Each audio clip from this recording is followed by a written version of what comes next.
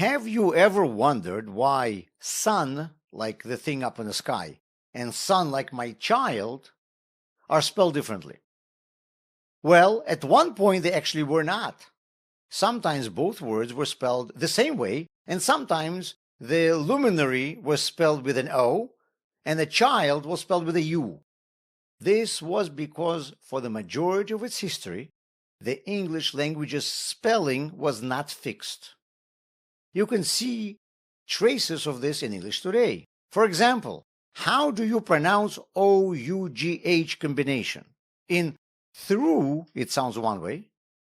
In though, it sounds in another way. And in cough, it sounds completely differently.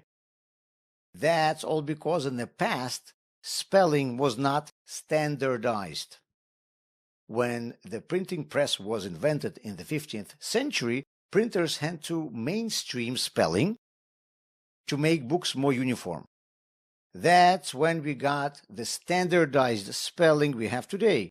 Before that, people spelled words based on how they sounded.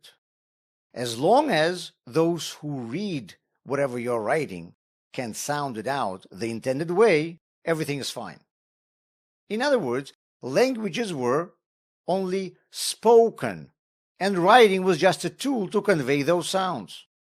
The very word language means exactly that. It comes from Latin lingua, meaning tongue or speech. This is why language can be also called a tongue, like mother's tongue. It was all about speaking. Hebrew, however, is an exception to this rule.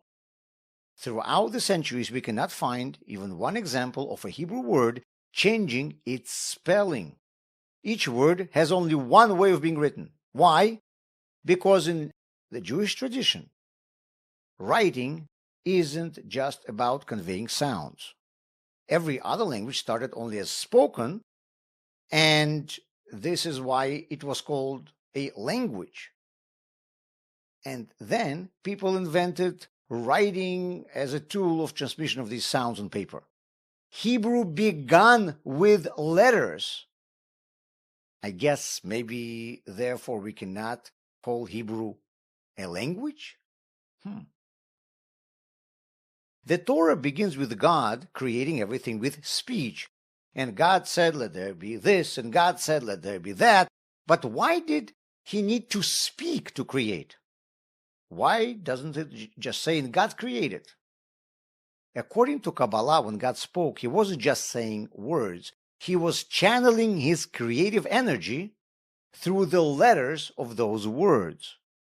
This means that every written word in Hebrew isn't just a combination of sounds written down. It is an essential part of the thing it names, even more important part than the sound that we make when we say this word.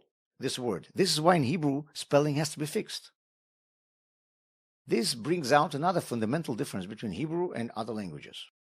In the most languages, just as letters are only tools to represent sounds, words are only tools to convey information about an object or an action.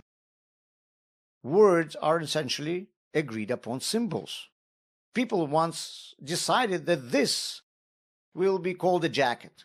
They could have easily called it a mosquito. The name itself is arbitrary. As long as the word is successfully communicating the idea, the job is done. In Hebrew, this is not the case.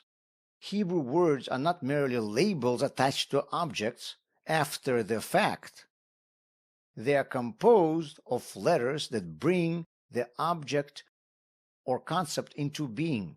Just as Hebrew letters are not arbitrary symbols chosen only to represent sounds, Hebrew words are not arbitrary symbols chosen only to convey information.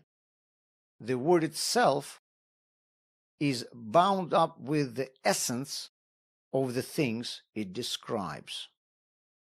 And this difference affected not only how we write in Hebrew, but also much of our history. And about this, we are going to be speaking in our next segment.